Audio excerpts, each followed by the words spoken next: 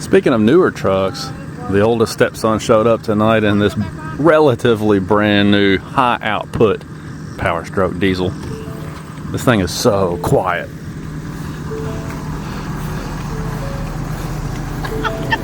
What we love is the seats, right? Yeah. You shouldn't have brought this over here. Flip it a little bit.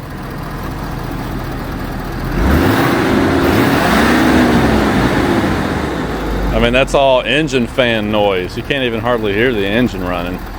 It is so quiet. Got the XL off-road pack on it with these Duratrack tires, 285/70s.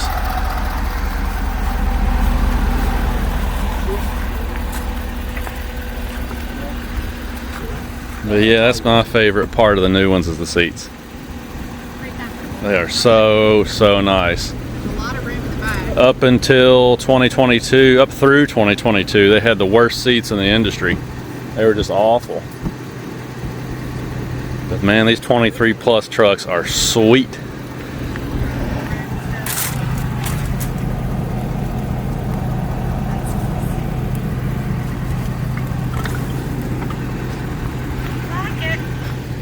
Yep.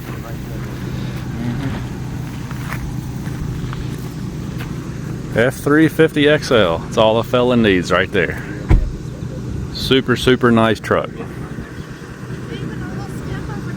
Yeah. She likes the steps on the bedsides. Yeah, we were thinking about it. Something I didn't realize is these new ones have, you know, I put this bumper on mine, but these have a grab handle right there. Yeah, right here. Yeah. Yeah, look. I can get up. It's awesome. They're really nice trucks.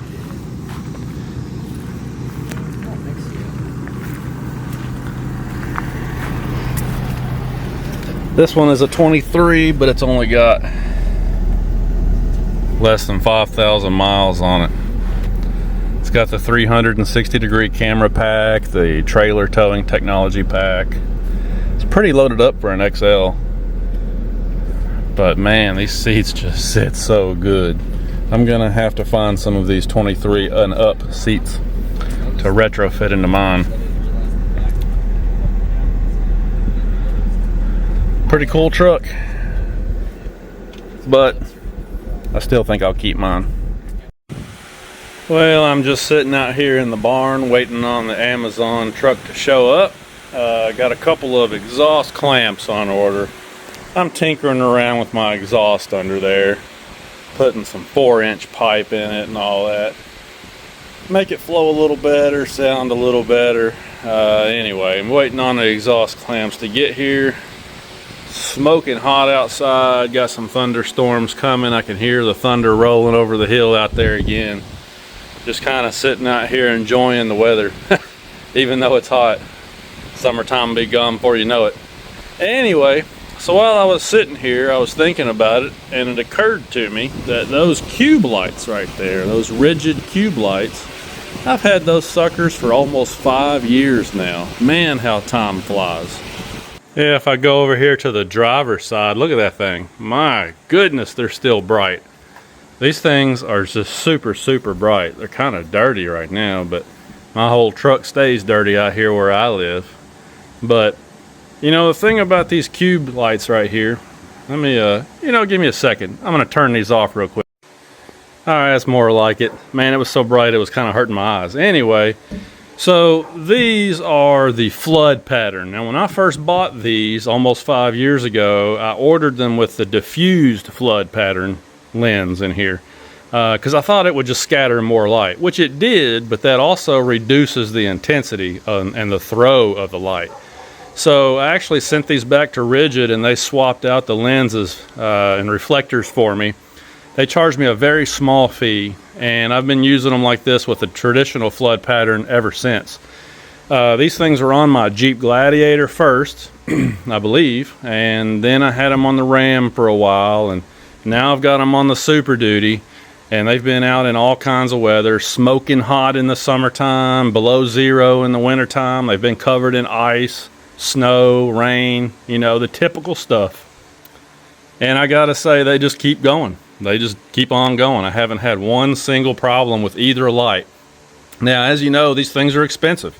I want to say I paid like $200 for them, and that was before all this inflation and COVID craziness happened.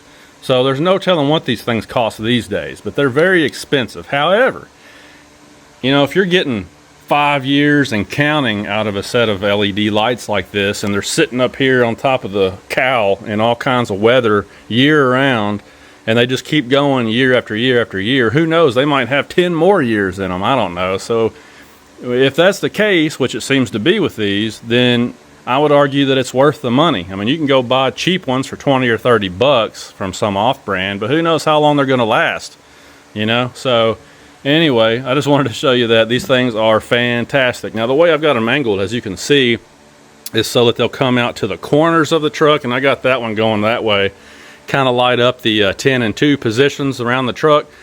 And the reason I run mine like this is because of the deer out here in the rural areas that I live in. There's all kinds of deer that love to hang out on the side of the road and then jump right in front of you. So I kind of angled them that way so I can see the deer. Oh, look, Amazon's here. Now we can finish the exhaust project. But anyhow, yeah, man, these rigid lights have been fantastic. If you're going to buy some cube lights, I highly recommend these. So now what I'm going to do, because it's been a while, it's been 4 or 5 years, right? I'm going to show you how bright these things are again in case you missed those videos from so long ago. So just for reference, I'm on the driver's side, obviously. Looking across the hood, there's the tower that my weather station instruments are on over there. And you can see there's a corner here with a plank fence. So this will kind of give us a good idea, you know, of how these lights illuminate in front of the truck. That tower over there, by the way, is about 50 feet away. Maybe a little more, but probably about 50 feet away from where I'm standing right now. So again, I'm just showing you this in the daylight so you have some reference. Okay, so it's getting pretty dark out here now. You can see the sun has gone down on the horizon. If I look out across the hood of the truck now, you cannot even see that tower over there. Can't see the fence over there either. So now let's flip on the light on the opposite side over there, and we'll show you how bright it actually is and how much real estate it illuminates. All right, I just flipped the light on and look how bright that is. So you can kind of see the flood pattern that that light throws. It's a little bit wider, obviously, than the spotlight pattern that you can also get. It's an option on these lights, but this is why I wanted the flood pattern, because it does light up a pretty wide area out in front of the truck, and you can easily see the fence now, and you can easily see the tower over there and my weather station up on the tower.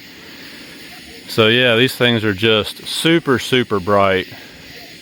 They put out a whole bunch of light all over the corner of the truck over there. If I turn on both of them, I mean, it's pretty intense. All right, here's the one on the driver's side, and you can see just how bright that is. So again though, wow, look at all the bugs. They've gotten drawn to it very quickly. But again though, you know, here's the corner of the truck. You can see where I have these lights aimed over here. Again, at the 10 o'clock and 2 o'clock position, for the purpose of being able to spot deer out on the side of the road, or, you know, if you're in an off-road situation and it's really dark, you can use it for ditch lights too, because here's the front tire right here, and you can kind of look out over here and see where you're headed, you know, and I guess that's a pretty common usage for these cube lights up on the cow like that. But no headlights at all, just the 2 cube lights. And they put out a tremendous amount of light and draw a whole bunch of bugs. And here's a view from inside the truck. So again, 10 o'clock position and 2 o'clock position, which is where I wanted these. They fill in the gaps on the sides that my headlights don't. And you know, that's kind of what I was going for. This truck, being a base XLT, does not have any fog lights, so this kind of fills the gap, and then there's the headlights. So now I can see a wide angle all the way around the truck, which I think is pretty awesome. So, and I wired them on my outfitter switches up here individually, so I can operate this one and that one independently, which I thought would be a pretty neat idea, because if I'm going down like a, say, a 1-lane road or something, or even a 2-lane rural road, I can turn this one over here off and just run that one over there. And that way, if a car does pop up over the hill, I'm not shining light at that car at all. It's just shining over here on this side of the road, you know. So I have some options and some flexibility there too. But anyway, I'm gonna wrap this up. That's a look at these rigid cube lights. I love these things. They're, you know, they were expensive, but they were a very good buy because they have really stood the test of time. They're doing a great job, and I get a lot of use out of them out here, man. I use these things all the time. So again, if you're looking for a good set of cube lights, the rigids are a great brand to go with. I tried those Squadrons there for a while. Baja Designs, I think it was. Didn't like them. They were just real flimsy looking. They didn't feel quality. The connectors on them didn't look or feel quality like these rigids. I couldn't believe, you know, they were the same price as these rigids, because they didn't look or feel to be half the light. But anyway, there you go. Cool, huh? All right, guys. We'll talk to you later. Gonna go get into something else now.